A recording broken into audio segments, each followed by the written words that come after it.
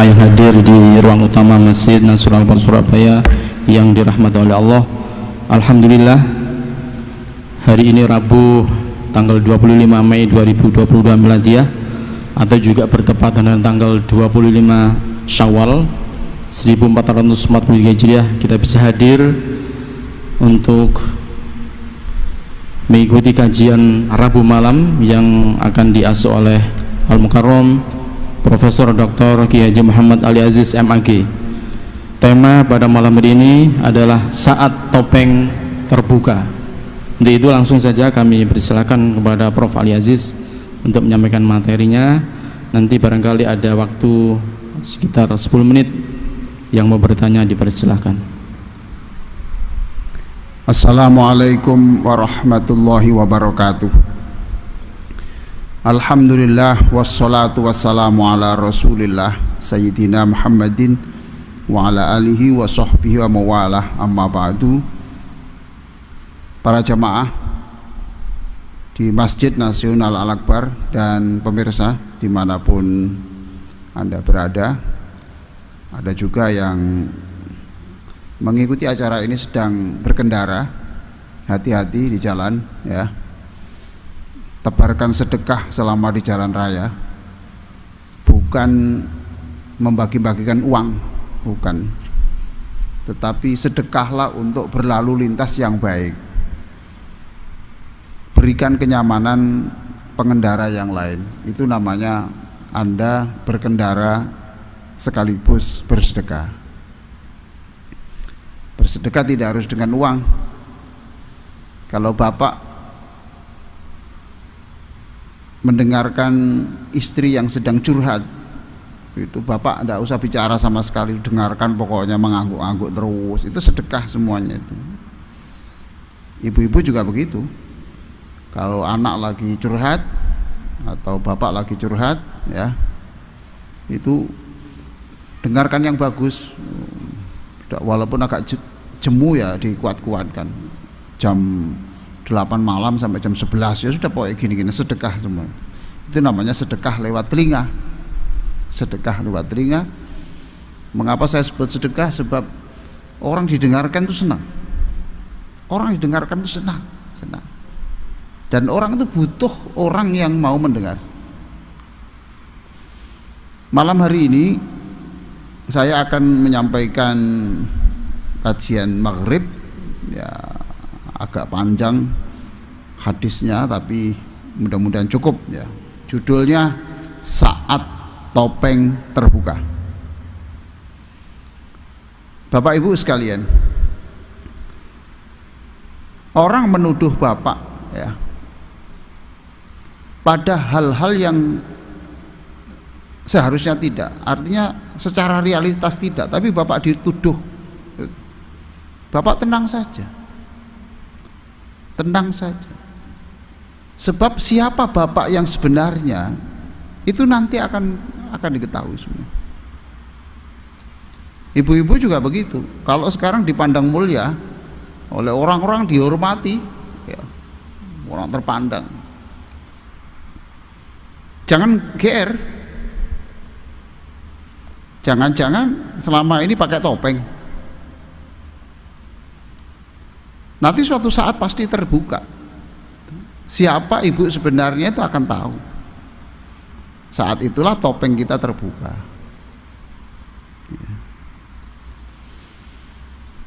Nah, kapan topeng pasti terbuka itu kapan? Ada di surah Al-Adiyat ayat 9-10. Surah Al-Adiyat ayat 9 dan 10. Afala ya'lamu idza bu'thira ma fil qubur. Nah, ini ya. Apakah dia tidak tahu? Apakah manusia tidak tahu bahwa suatu saat ia akan dibangkitkan dari kuburnya. Wa khussila ma fis sudur, lalu ditampakkanlah apa yang ada di dalam dadanya. Nah, itu Pak ya. Kita kan nggak tahu Pak ya. Orang melakukan kebaikan itu di dadanya seperti apa sih? Di dadanya apa ya? Nggak sambung loh. Ini paling sulit ya, paling sulit ini menjaga hati kayak gini, ini paling sulit ya. Nah besok akan ditunjukkan wa khussila ma fis sudur, apa yang ada dalam hatimu itu nanti akan dibuka. Sekarang kan Allah tahu tapi tidak dibuka. Kita boleh pakai topeng terus gitu.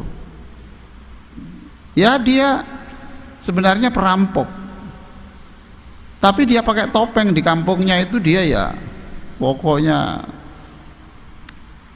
ndak nampak sama sekali, ndak nampak sama sekali. Besok akan dibuka. Nah. Atau di dalam surah At-Tariq ayat 9. Surah apa? At-Tariq ayat 9. Yauma tublas saroir. At-Tariq ayat 9 ya. Yauma tublas saroir. Sudah ketemu Ananda? Ketemu, mantap. Terjemahkannya keras nak? Yang keras? Nah, pada hari itu ditampakkan, dibukalah semua rahasia. Insyaallah.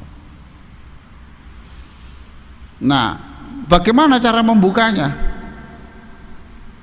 Bagaimana cara membukanya? Ya gampang toh. Ditampakkan semuanya. Orang yang hatinya bersih, ya pasti nanti wajahnya itu pada hari itu wajahnya putih, nah, gitu saja. Nah di dunia orang itu wajahnya perilakunya jelek, cuma topengnya itu bagus, kualitasnya bagus, jadi tidak ada yang buka sampai mati, tidak terbuka topengnya itu, tidak terbuka. Akhirnya seperti apa? Ya bangkit dengan wajah yang hitam. Nah itu sudah terlihat. Jadi siapa kita aslinya itu kan masih misteri itu Pak. Bapak lihat saya seperti ini seperti apa? Kan Bapak lihat jas saya, Bapak lihat kopiah saya, Bapak lihat ceramah saya, hati saya Bapak tidak tahu. Besok akan ditunjukkan semuanya itu. Orang dituduh di kampungnya, ya, dituduh, tidak usah susah, katakan pelit karena tidak pernah nyumbang acara-acara di kampungnya, ya biar aja, tidak apa-apa. Orang nggak ada yang tahu bahwa dia itu punya panti asuhan di luar pulau. Orang itu punya panti asuhan di luar pulau.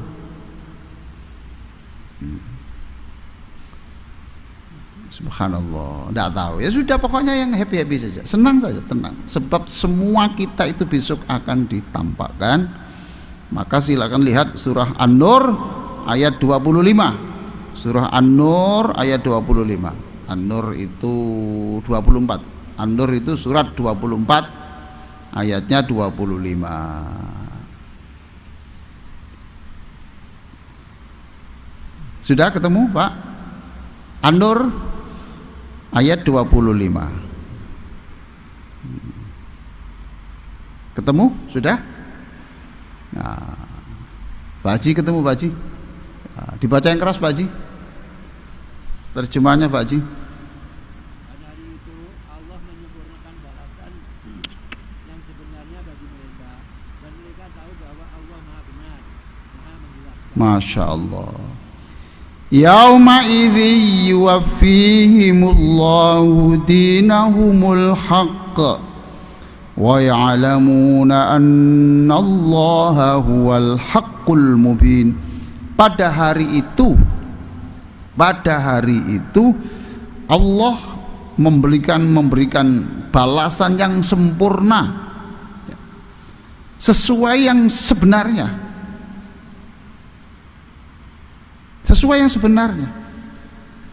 Orang bisa saja sampai mati tidak terdengar cacatnya sama sekali. Bisa, Pak. Tapi besok akan diketahui siapa dia itu. Dinahumul haq wa ya'lamuna annallaha wal haqqul mubin.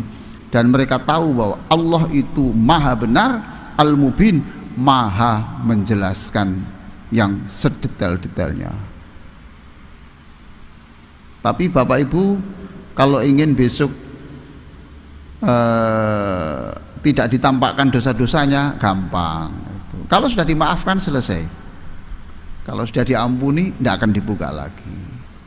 Baik, saya lanjutkan Pak ya ini. Bagaimana topeng manusia dibuka itu gimana? Realnya seperti ini. Saya bacakan hadisnya ya. Ini hadis qudsi. An Syufayyin al-Asbahi annahu dakhala al-Madinah. Seorang sahabat namanya Syufai masuk kota Madinah. Fa idza huwa bi rajulin qad ijtama'a alaihi nas. Ketika sampai di Madinah itu bertemulah dengan seseorang yang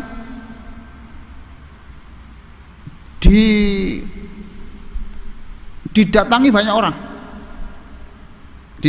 orang. Faqala man hadza? Orang bertanya, siapa ini? Siapa ini? Kok orang-orang berebut di sebelahnya untuk belajar, ini siapa? Faqalu Abu Hurairah. Siapa dia itu? Abu Hurairah. Fatanautu. Kemudian aku mendekat Abu Hurairah. Hatta qa'adtu baina yadayhi, sampai saya duduk persis di depannya. Wa huwa yuhadditsun nas. Abu Hurairah lagi bercerita soal agama. Ya, pengajian kayak beginilah itu. Falamma sakata wa khalan nasu qultu lahu. Ketika sudah sepi, yang belajar tadi sudah pergi semua, tinggal berdua. Lalu aku berkata kepadanya, anshuduka bihaqqin wa bihaqqin lama hadastani hadisan sami'tahu min Rasulillah sallallahu alaihi wasallam aqaltahu wa alimtahu. Abu Hurairah ya, saya bersumpah, sungguh-sungguh saya ini sungguh ingin agar engkau itu menceritakan hadis yang pernah kamu dengar langsung dari Rasulullah, bukan dari orang per orang, ini dari enggak. Saya ingin yang langsung engkau dengar, yang engkau faham dan engkau mengerti betul. Faqala Abu Hurairah, af'al. Baik, saya akan cerita hadis yang saya dengar langsung dari Rasulullah sallallahu alaihi wasallam. La uhadditsannaka hadisan haddatsanihi Rasulullah aqaltuhu wa alimtu. Saya akan ceritakan semua itu. Belum mulai cerita, thumma nashahu Abu Hurairah nashghatan famakatha qalilan. Tiba-tiba Abu Hurairah tidak kuat menceritakan itu. Abu Hurairah tidak kuat menceritakan hadis ini, tidak kuat. Beliau nangis dan kemudian hampir pingsan.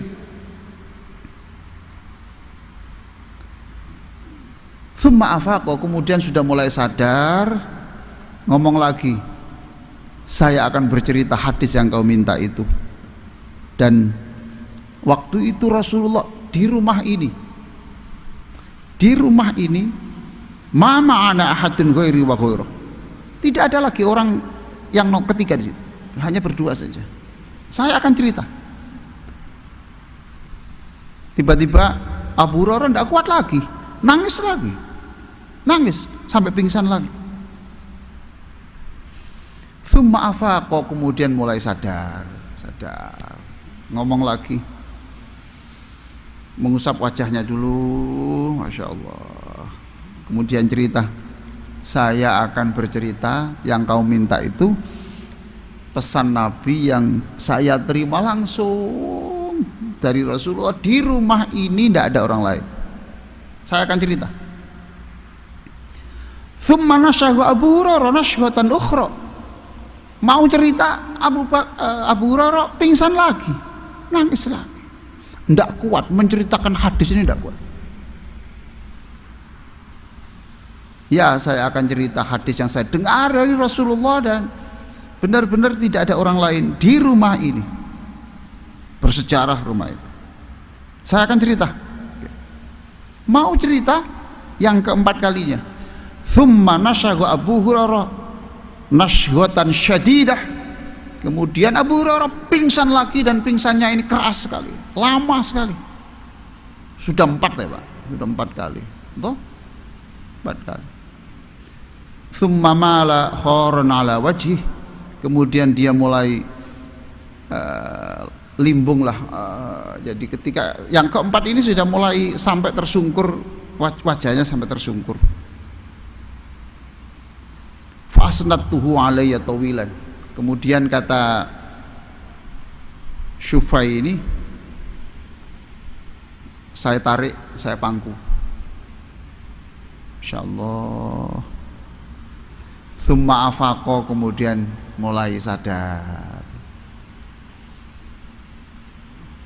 Terus baru ngomong Pak ini ya Pak, baru ngomong ini. Haddatsani Rasulullah sallallahu alaihi wasallam. Memang Rasulullah di tempat ini hanya berdua bercerita kepada saya. Annallaha tabaraka wa ta'ala idza kana yaumul qiyamah yanzilu ilal ibadi liyaqdiya bainahum. Pada hari kiamat nanti Allah akan menemui seluruh manusia itu untuk membuat keputusan-keputusan besar. Wa kullu ummatin jathiyah, orang itu berkelompok-kelompok. Fa awwalu ma yad'u bihi rajulun jama'al Qur'an wa rajulun qutila fi sabilillah wa rajulun katsirul mal. Kemudian yang pertama kali dipanggil Allah adalah satu ulama,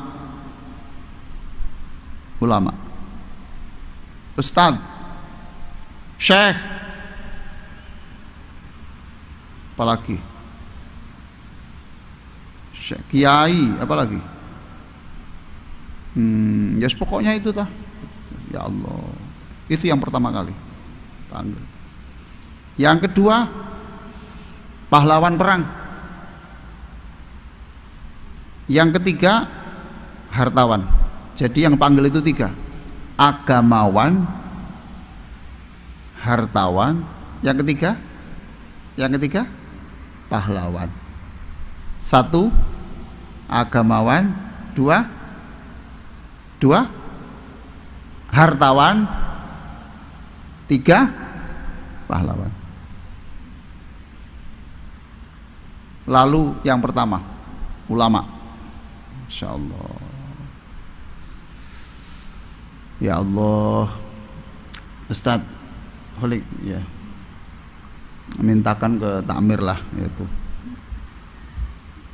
Untuk saya itu ngisi 2 bulan sekali atau sekali aja, jangan 2 kali. Susah. Allah memanggil yang ulama itu, al-qari. Alam u'allimuka ma anzalta ala rasuli.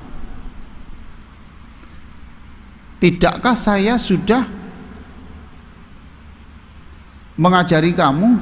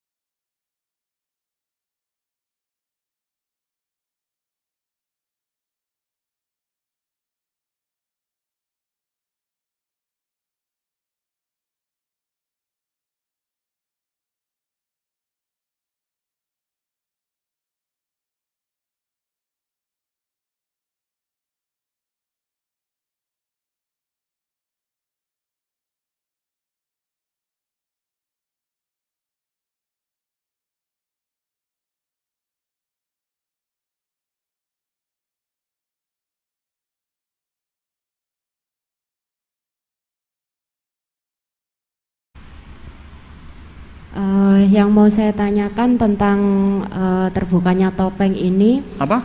Terbukanya topeng ini loh, Bu.